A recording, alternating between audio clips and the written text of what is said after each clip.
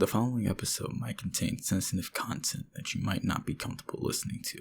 This will include topics such as self-harm, suicide, alcoholism. If any of these things or anything related might disturb you, please proceed with caution or click off the video now. I want you to think about some of the things that have been pissing you off the most lately. Do you feel as if the things that are bothering you lately is something that you should actually hold close to your chest? Or is it something that you're, to be quite blunt about it, caring a little bit too much for?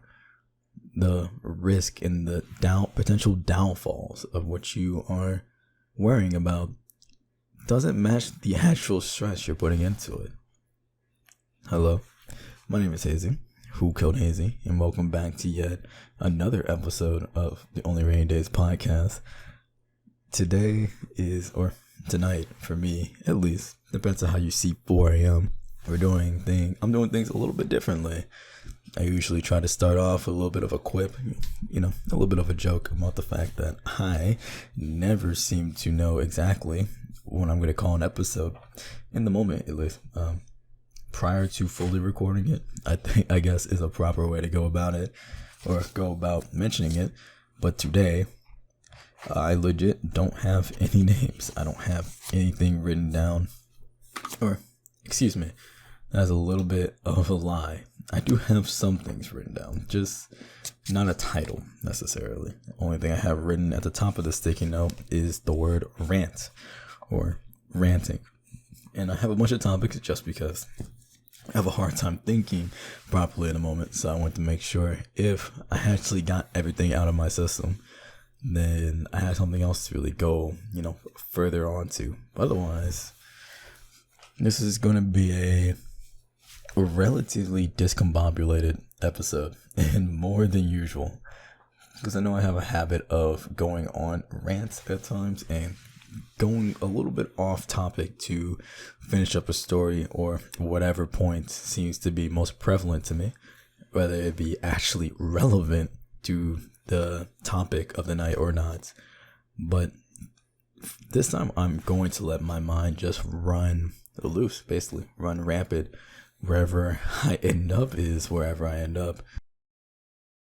But the first thing I kind of want to just, talk blindly about is dissociation, or overall the idea of dissociation, because for me to use the term dissociation, or to sit here and claim that I dissociate, I don't know. I'm not too sure if I would want a medical diagnosis to say that I do end up dissociating, or if these are just moments where I'm finally either fully grasping the full scope of life itself, or losing sight of whatever grasp I have already. But I feel like I've been having a lot of moments lately where I start to panic. In a sense, I start to panic. I start to try to see things out of my typical scope. I start to imagine lives that aren't mine. What would an experience feel like outside of the life I've already felt? Even just to look at a different person in public and try to wonder what their life is like. I feel like I've been having a lot of moments, a lot of out-of-body moments that I don't know fully how it makes me feel. A lot of panic, but that might just because I'm taking in unknown information. I think that's really what it is. But sometimes I could just be sitting here, and I'll be trying to work. I'll lose focus on my work, and as a result, I'll grab my phone and I'll start to scroll through Instagram, and then even if a post didn't necessarily alert me of it, sometimes I'll just have a moment where I just think in my head, what a life I live where I can just decide to just hop on my phone and use Instagram. And then with that thought, I'll just get sent to a whole different, opposite thought train. Because obviously I'm relishing in the fact that I live in a society where I can use technology and I can use internet. My brain will just think of, well, what's the furthest thing away from having internet, or what's something far away from the internet in the life that I have lived, to try to understand what life truly is to people. And maybe the amount of true crime and war documentaries I've been watching lately, history, war, and true crime I've been watching lately, has really made me try to do my best to understand the horror and atrocities of not only modern day life, but even life before, technological ages. It makes me feel a type of way. Like, regardless, everything has to be relative. So some of the things I have been feeling at times throughout life is still valid. But to just realize how different my life could have been, depending on what time frame I was born in, or where I was born, or some mixture of the two, is trying to just fully understand what that would have meant. I guess finally that true breakthrough when you realize that history is history for a reason, and there are still a good amount of regions in our current world there's a good amount of people in certain regions throughout the world who cannot live a life remotely comparable to mine, even if I feel as if my life is not good at times. My life is not good at times in the scopes of what I have available to me. Does that mean that I shouldn't be complaining? Not necessarily, no. Some of the things that I have is things that no one has ever had in their entire history. Like, I was thinking about it earlier today. A lot of the last 30 to 40 years of life, so about the 1980s to now, 2023, a lot of the things that people are experiencing nowadays, or things that are being rapidly developed and made better and better, and more innovations are being made into fields, they're all within the last 30, 40 years. Like, I'm experiencing a lot of things people haven't felt, but at the same time, there's not enough history and understanding to realize, like, oh, what truly does it mean to live a life where all information is at your fingertips? Does that make you a better person because you actually understand more? You're able to get more information. You can be a better scholar. Or does it overload your brain because there seems to be too much to focus on? There's too many different stories, too many different narratives. What should you do? Some people learn all of this information, want to go backwards, learn more. Some people are just taking in what they're given, try to figure out what they can do to keep moving forward and learn and create new things, innovate new things. If you're a businessman, I'm just going to be honest with it, how to exploit some of the new innovations being made in life. Some people are just living day by day, and quite honestly, I'd imagine most people are. I don't think that's a bad thing. I think that's what most people have done throughout their life, and especially before the technological age, that's what everyone did. Everyone focused on how to get through the day by day. There's no such thing as worrying about what's going on in a different country necessarily. I just need to make sure that I can eat tonight and I will be able to wake up tomorrow. That is what everyone's thoughts used to be, and it was that way for many years, hundreds of thousands of years. People could only really focus on themselves, if not themselves, their immediate community, and that's it. Nowadays, we live in a world where everything seems to be fragmented because we can finally see everything that's going on. I live in the US, the United States of America. The life I live here is vastly different from a good portion of South Africa, maybe even North Africa, the Middle East, even parts of Asia. There's a lot of areas who don't. And just to keep it simple for my brain, at the very least, there's a lot of areas that don't have a lot of access to technology of a lot of sorts, whether it just be computers or, you know, some modern day things. Like some countries still don't have good plumbing. And here I am complaining about the fact that I don't want to experience what a bidet feels like. That's a true thing. I really don't want to know what a bidet feels like. There are 2 of them in my house and I'm afraid to use them. But some countries, there's only bidets because their plumbing infrastructure isn't good enough to have people flush toilet paper. That's a reality, especially because I haven't traveled enough. That's a reality I can't understand.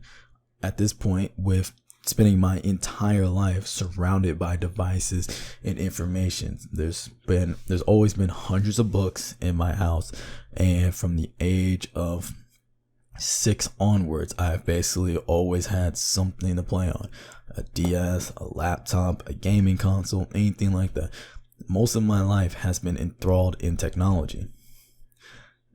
And yet there's people who are in their 20s and 30s in other countries, developing countries, third world countries, depending on how you like to look at it, who have never experienced it or has experienced it only ever so slightly. The people who venture out to these areas to take pictures of them and to understand what their lives look like.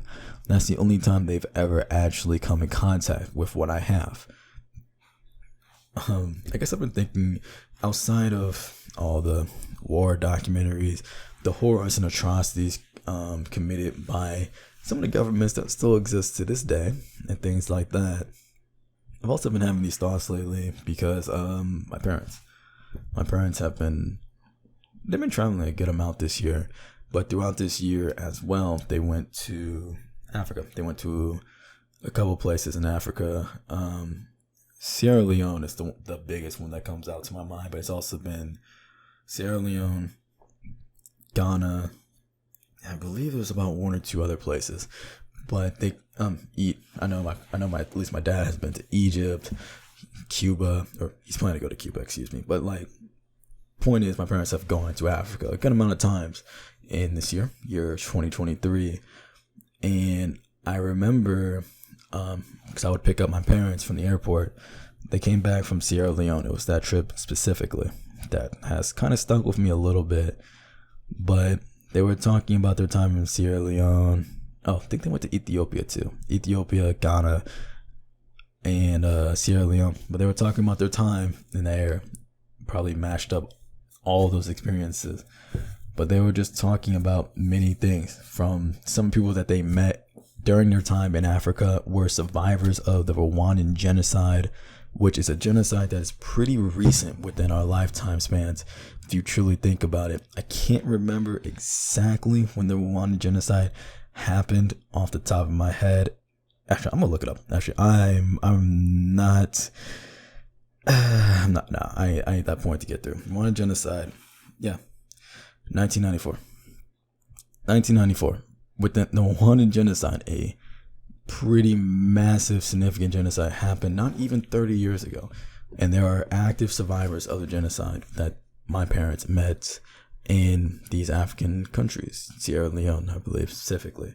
Their stats, in terms of currency conversion, the best college in Sierra Leone cost $2,000 USD for all 4 years.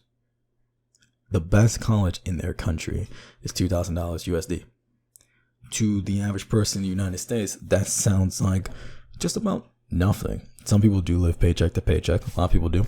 That's not judgmental. But when you compare it to how much college costs in the U.S., hearing that you can go to college for $500 per year, $2,000 for all 4 years, it sounds asinine to be able to say that you can't afford it. Most people in Sierra Leone cannot afford it.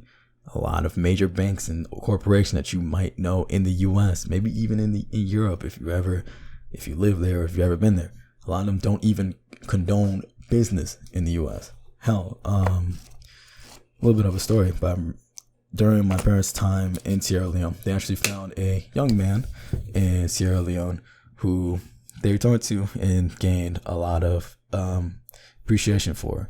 And I'm not about to say this is the only reason why they really took a liking towards the young man. This is just one of the stories that they really did, talk to him about a lot. But the young man in Sierra Leone, his parents were killed in the Rwandan genocide. So when he met my parents in Sierra Leone, my parents noted that he looked like me, like a mixture between me and my brother. And the dude kind of latched onto that and started calling my parents mom and dad. And they thought it was kind of funny at the beginning. They just kind of went with it because it was just, the dude in Sierra Leone, he was just a waiter that they had at a restaurant. So they thought it was kind of funny. It was at a restaurant or at their hotel. I can't remember. But they had a conversation and realized that he didn't have parents because of the atrocity caused in Rwanda. So when they figured out like his full story and everything like that, my parents actually started to raise money to get him to go to college. And just realizing everything about that, between living through an atrocity, a literal genocide, last 30 years, for my parents to meet someone like that in a country where most corporations, most banking institutions don't want to do business with them, and to realize that a college system so affordable in my US eyes is completely unachievable to not only that person who has dreams and aspirations. That was like my main start into kind of shattering, I guess, my perception of the world. And I would like to think that I've had quite the shattered perception of the world, at least in the scope of what the US school system tries to teach people.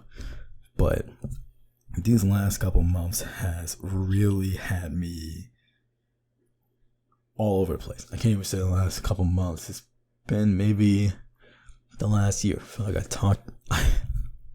I feel as if I talked about this maybe in a prior episode, but I remember having a moment back when I was working at Amazon where I was just standing in a crowd of people, and I realized, crowd of hundreds of workers, hundreds of people. They're not even workers, those are people. And just realizing that each and every person there has their own stories, have their own families, have all these little intricate parts to their life, whether they be more intricate or less intricate than mine. Nonetheless, to try to understand what every single person in that facility alone was feeling is an impossible task. That kind of blew my mind. And I've wondered from time to time if having these realizations is normal, or is this just some type of sick and twisted game in my head, because quarantine essentially ruined the normality of seeing people on a day-to-day basis for me. But I think my time in Amazon helped me realize that even if quarantine, if the COVID 2020 quarantine never happened, I would still probably feel this way. I think I would probably still feel this way because I never had these type of thoughts prior to working at Amazon, prior to the quarantine. All my time in elementary, middle school, high school, anything like that. Hell, even during the quarantine, I would still see a vast amount of people. Or when quarantine first broke down, I just never fully understood the full scope of the world. I never understood the full scope of what anybody and everybody could understand and feel and see, experience throughout their lifetime. And I mean, how could you? How could you experience things if you've never experienced it? You don't know what you don't know. Which, by the way, is a really good way for communication with other people. I don't know how I got here. Got here a little bit. Promise, stay with me. But if you're experiencing an issue with somebody, I promise you, just tell them what it is. Have the conversation up front. People can't fix something that they don't know exists, by the way. So, you don't know what you don't know. So just kind of be upfront with people. If you feel as if you want a certain type of, I guess, apology, recognition of actions from somebody, just tell them upfront and let them know. It's just like, hey, I don't like that, or I didn't like that. You never know. It's good to have good open dialogue. But aside from that, yeah, it's just my mind has been blown in the last year, last couple months, especially the last couple weeks, because these realizations are coming so, I guess, relatively fast and harsh towards me that it's just like, I can't think of the right words. I can't think of the right words to fully describe how I see anything anymore. I can't say it. It makes it hard to experience some sort of, it makes it hard to complain. It makes it hard to complain. I guess that's really what it is. And once again, I know I'm in my right mind to complain, because if you can only judge your complaints based off what you see as the lowest you could be, then nobody would have the right to complain. My complaints are relative. This is the world that I am currently living in, or this is the experiences I'm used to. So I have a relative norm to complain about if things start to go off track. But it just,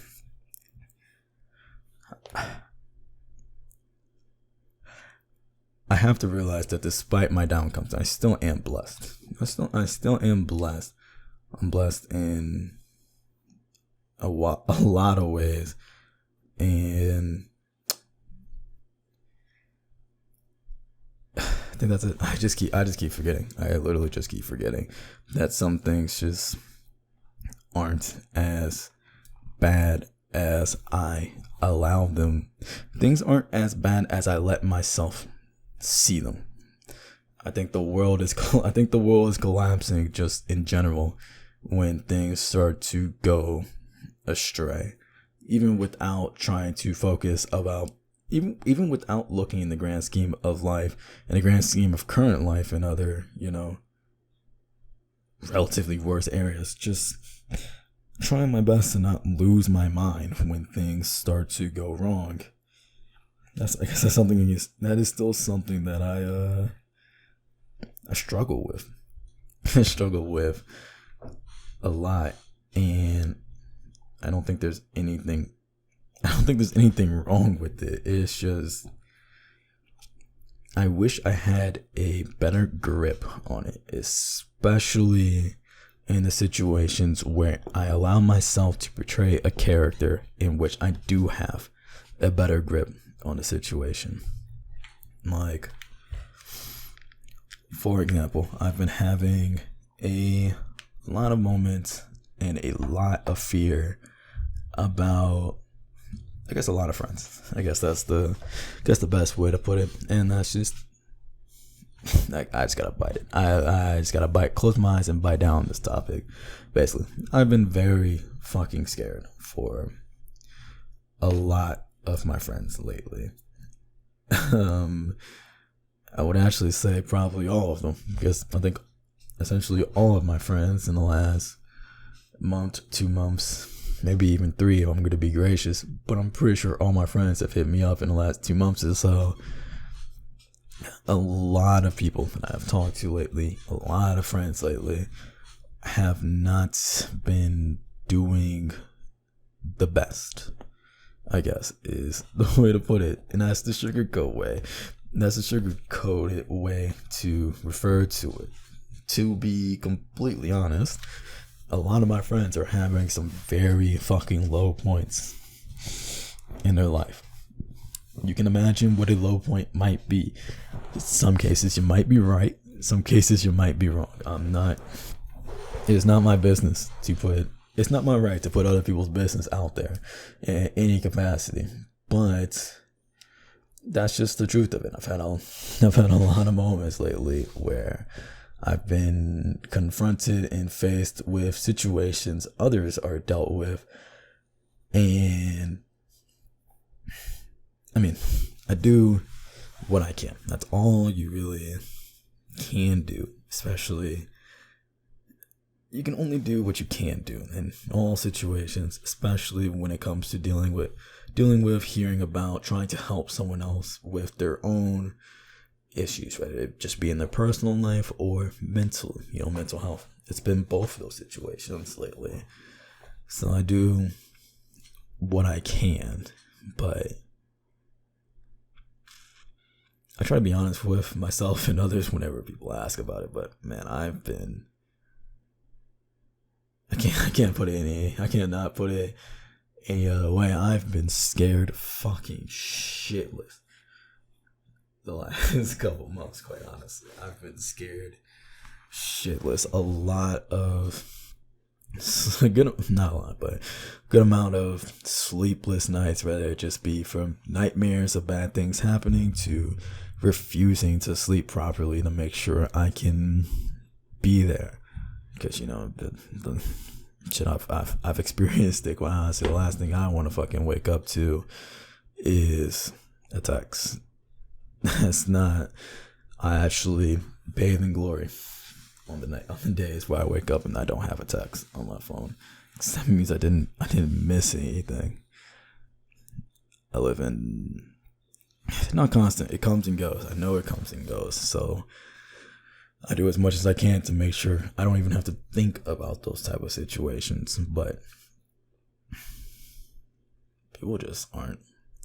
Some of my peoples aren't doing well. So I do when I can. I do my best not to overstep. Always gotta throw that barrier up. Just tell me what you're comfortable with. If you don't feel comfortable talking about it, then don't tell me. Simple as that. We can leave it there. And then I just urge them, if you don't want to talk to me about it, talk to someone else about it. But as long as I know that you're talking to somebody about how you're feeling and some of the things that you're letting me know, then I'll do my best to find my peace with it. Because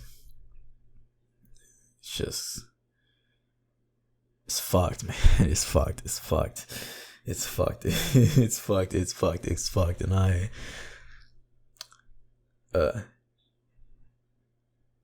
I'm losing my words here. My head's getting actually a little doozy just thinking about this shit. But no, it's shit. In terms of ranting, that is real in my head. That is definitely number one in my memory when I'm not dissociating or just completely forgetting about any other aspect of my day-to-day life or current aspirations or future dreaming or anything like that.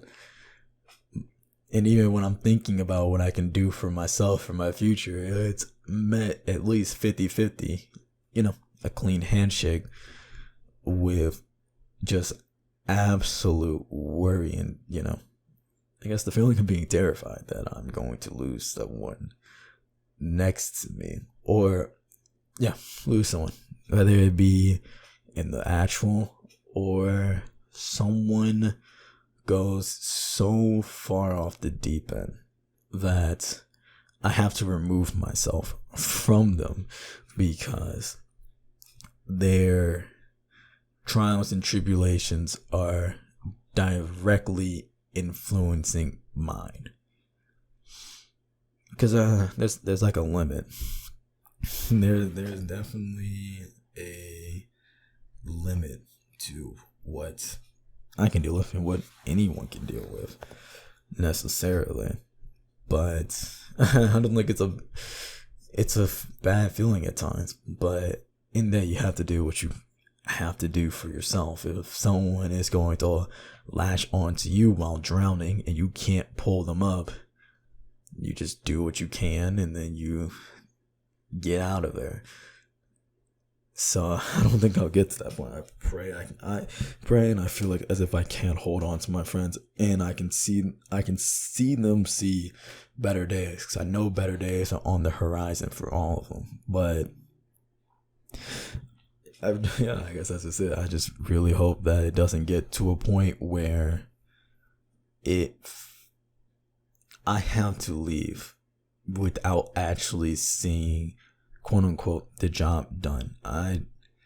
I'd much rather someone just be in a better state of mind and then I stop talking to them, or we just end up, never talking again, as opposed to just having to take that leave because hearing about what they're going through and not being able, hearing what they're going through 24/7 without the slightest chance of being able to actually make a difference will just slowly pull me down.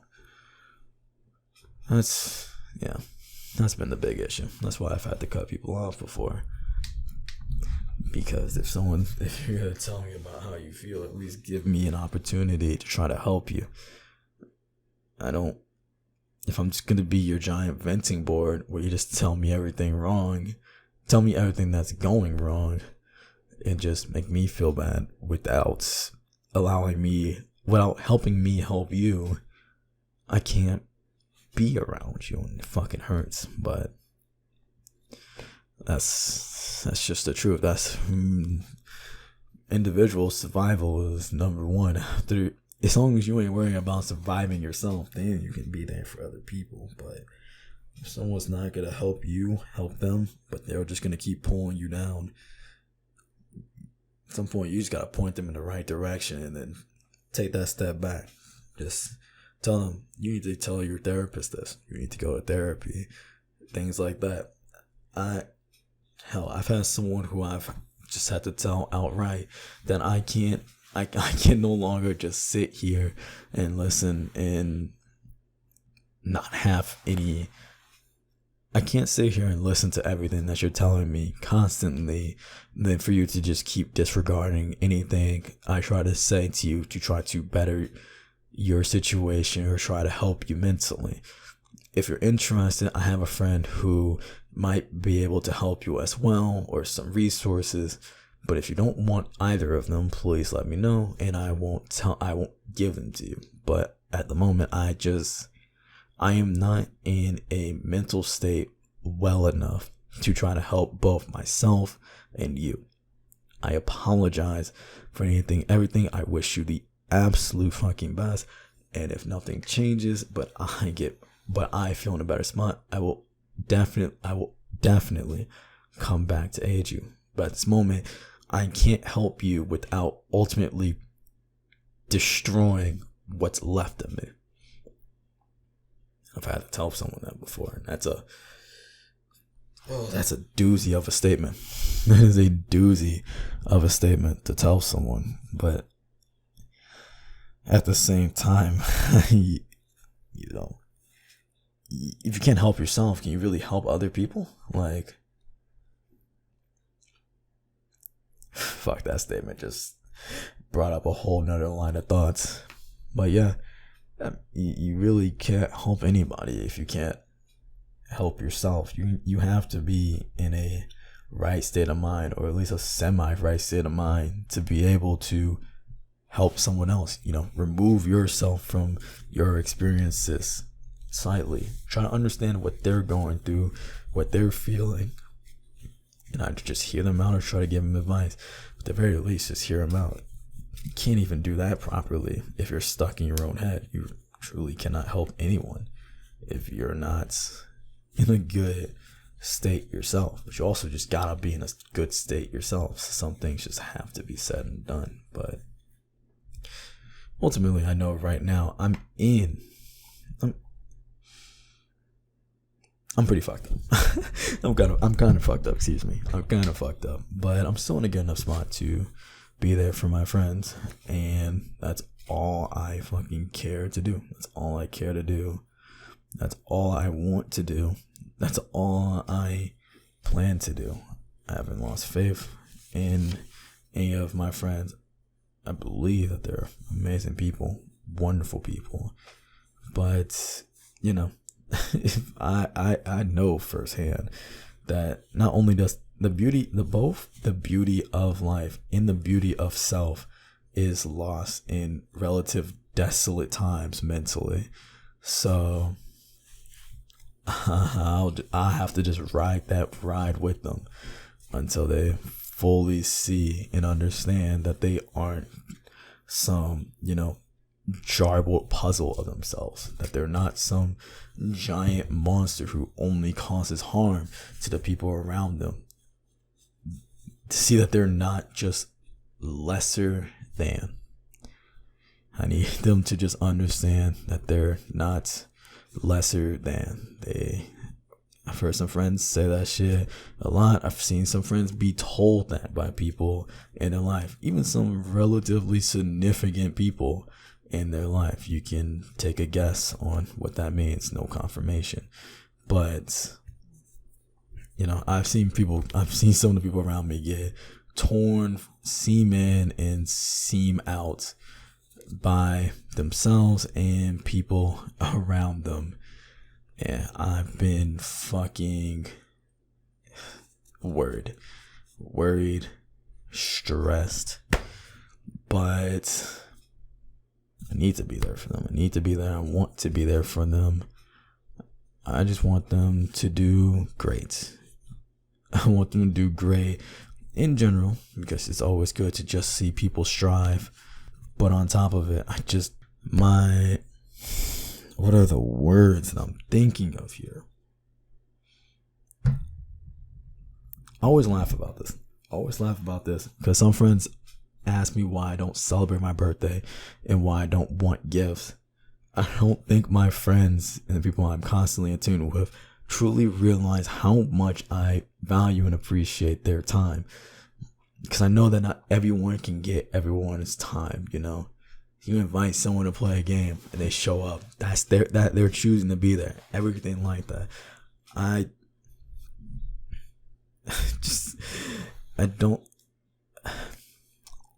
had some friends ask, why do I care so much?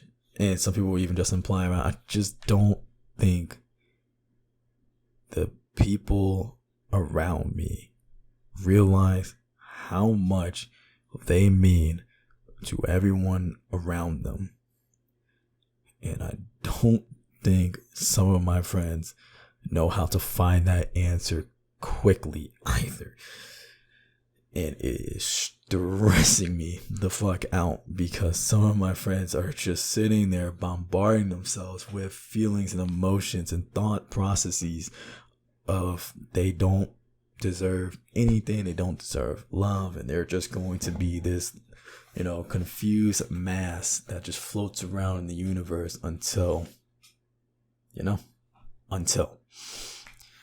so it's just like, how can I help these people understand not only who they are as a person, because I know that can be relatively complex, but also just like, how can you find both your individual worth and your external worth? Like, how can I help you realize both of these things? Because you have it. There's no doubt about it. There's no question about it. You have worth in yourself, just in general, what you bring, what you can do, what you're capable of, what you can learn, what you will be in the future. No doubt in my head about it. But how can I also help you realize that even at your lowest, because I know this is what held me up the most when I was struggling sophomore year, when I was sitting there in my counselor's office telling her that I wanted to just fucking end it all. The only reason why I even had the strength to tell my counselor that I wanted to end it instead of actually just going back to my dorm room and doing it is because I understood that people around me would actually not be the happiest if I did it. I spent so many months, I spent years thinking about the fact that people wouldn't care if I wasn't here. And that moment of basically being on the edge of the boardwalk, I hate the fact that it took that long to get the message, but I finally got the message that, like, oh shit, if I actually left, I think things would actually be a little different for people, and people will actually notice, and people will actually care, even if it was something super quote unquote insignificant. All of it's significant, Like, I remember February 1st, 2018 is when I was in my counselor's office and I told her that shit, that I just, wanted to disappear. And I remember before I graduated high school, which was May 2020, graduated during quarantine. So way before that, maybe 2019 or something like that. I think it was 2019. I think it was my junior year of high school. And I was just talking with my roommate because a lot of shit happened junior year between me and my personal life, him and his personal life, some of the people around us. I remember at some point we were just talking about because we were roommates for all 3 years of high school, or 3 years of high school, sophomore, senior year, so 10th to 12th year. I remember we were just sitting there, just talking, listening to Joji in the blue lights, maybe a little high. I don't think so, actually, during that time. I missed the times. But I just remember we were having a conversation with each other, just trying to figure out where we were mentally. Because, he saw everything. I was, at least in our room, my dorm room, I was very vocal about how much I was struggling. And he spent an entire month without a roommate because I got sent home because I was losing my mind. But I remember when I got back, all he said was, "Good to see you back, senor." And then we just kind of went to dinner and just kind of fucking moved on from there. But junior year, a year later or so, I remember we were just kind of talking about it. And I remember some of the shit that he said to me, not verbatim, so I won't even try to actually quote it. But I just remember some of the things that he said that he noticed would have been different had I dropped out like I wanted to, or left like I thought I would have. Shit, I'm actually tearing up just thinking about this shit. I don't think I even started crying when he said it. I think I was a little bit too stun-locked when he said it. But there was just weird little small things and some big things. But he just started mentioning some of the things that he would have saw differently. And then he just kind of told me, halfway through our junior year, at the end of our junior year, that not only did he want to room with me, the next year, but he couldn't have imagined his experience at that high school if I wasn't there. He kind of really made it clear during that moment that, I played a portion in his high school experience, his experience at that school. And yeah, I don't think at the time I fully recognized it. I think it took a couple days, maybe even a couple months for me to fully realize it. But even just in that moment, I kind of realized that even throughout all the months leading up to that February day where I felt as if I was just an act of detriment, especially to him, he really didn't see that. He saw I was struggling, didn't know how to say anything about it, didn't know how to comfort me, he was completely lost. So he just kind of had to take a spectator seat, which a lot of people do because they're also lost and confused on how to help you or how to help in general. But throughout it, he also really hoped that he really hoped that I didn't just kind of go on him. It makes me very happy that I didn't make the decision I thought I was gonna make in February of 2018. It made me I think that's one of a couple experiences and conversations I've had with some friends since that moment, since 2018, because I still talk to a lot of my friends in 2018. In fact, most of my friends to this day are still only friends I had during that period, online or IRL. So I've had some other experiences where we just talked about things that were going on, and we all make active efforts to express what we've done for each other's lives and how appreciative we are of each other, and just to be completely open. if you hear about it, trying to essentially demolish that male stereotype that males just don't talk to each other. But we don't even talk about that stereotype. We're just doing what feels natural and feels right. I've had a lot of conversations with a lot of people who I was around during my lowest, and it's just clear. It's just like, even if they didn't know what to say, even if they said nothing, they were still rooting for me.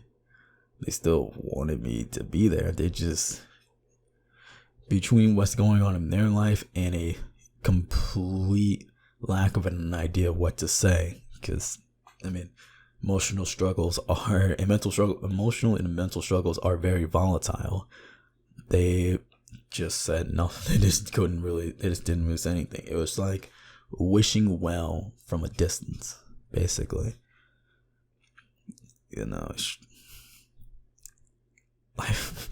Life gets pretty fucked up when you're in the midst of it. Life and perception of life, I guess that's just it. Perception of life gets really fucked up when you're in the midst of a crisis. Everything just gets foggy. Everything gets hazy and confusing. Everything just gets confusing. The red lights stay red and the green lights still turn red, Everything's fucked. It's kind of hard to take a good step back and just kind of regain control, regain visibility of the life around you. It's hard, but that's where therapy comes in. Therapy, being honest with your friends and asking for the most from them. Make sure both did me pretty well. When I got pulled out of school, I definitely asked my friends for a lot of help. Definitely kept it opened up transparent conversation with them. Asked them for how they were doing as well, to try to get out of my head. Tell me how you're doing so I don't have to think about myself. And I did go to therapy for a month before I got readmitted to school. So some mixture of stepping out of what I was regularly doing, therapy, and actually trying to embrace every single part of my friends, whether it be the good things they say about me to the bad things going on in their lives, help me find my footing in reality. Made me feel human. Made me feel wanted, made me feel loved. And I'm sure a mixture of, I feel like even without one of those 3 affirmation things, I still would have found a way. But I am happy I had at least all 3 on top of it. And I am pretty happy to actually still be here. I am happy to be here. Yeah. Praise be to my friends. Praise be to my friends, especially the ones during 2018, 2019, but especially just in general. Just praise be to all my friends. Shit. Even the ones I don't even talk to anymore. My previous friends, I guess. Look at it. Praise be to your previous friends as well, because even if y'all don't talk anymore, I'm sure if you consider them a friend, you probably have some good moments with them at some point in life. So it's always good to think about them. More of a happy that it happened than a wish it wasn't over type of feel. I always love that type of mentality, because there's definitely some friends I don't talk to anymore. I actually don't want to talk to anymore. But I do have some good memories with them. Some good conversations, good debates. Hell, even some good games played between us.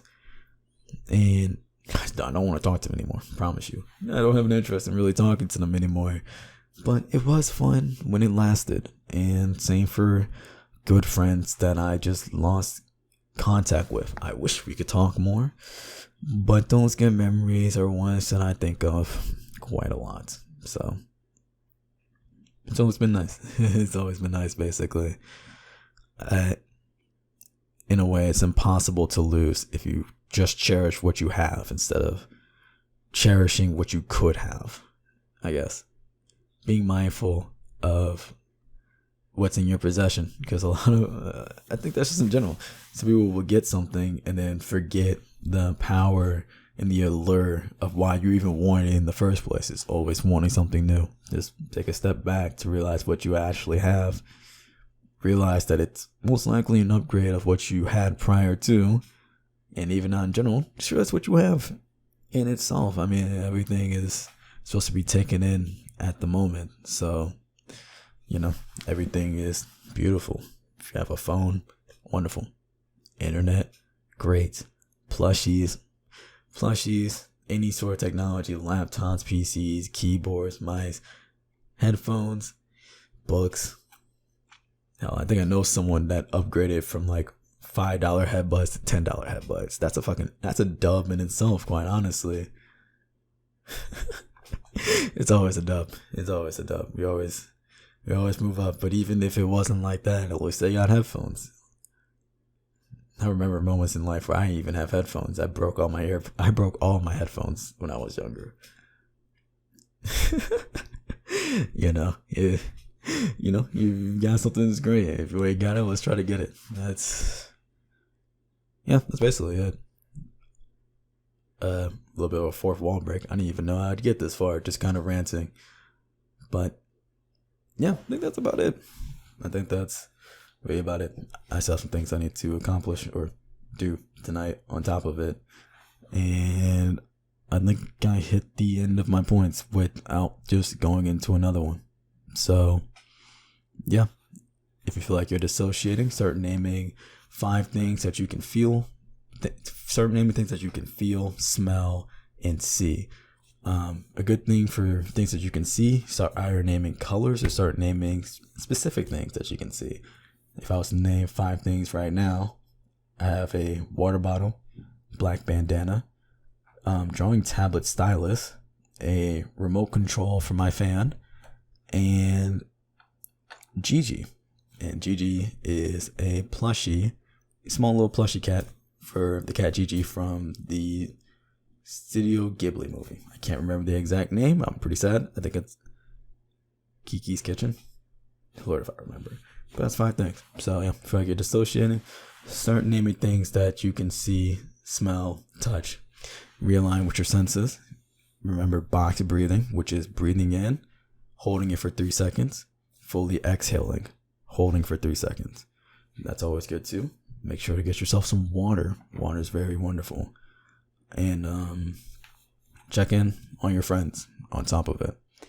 You never fully know, you never truly know what some of your friends and the people around you are going through. Make sure to extend a hand, especially if you're in a mental position where you can, and take care of them.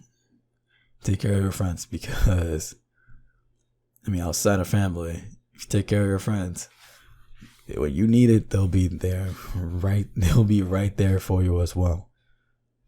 It's a good feeling. It's just a good feeling to take care of the people who you truly care for. So make sure you show some love to all your friends. Yeah, I think that's about it. And then on top of it, yeah, go get some water, go get some sleep. Yeah, aim for 8 hours of sleep every night. I think that's just a general life fact, but you should probably hear it anyway. It's good information. And take care of yourself. Go brush your teeth too. There you go. Hope I see you another day.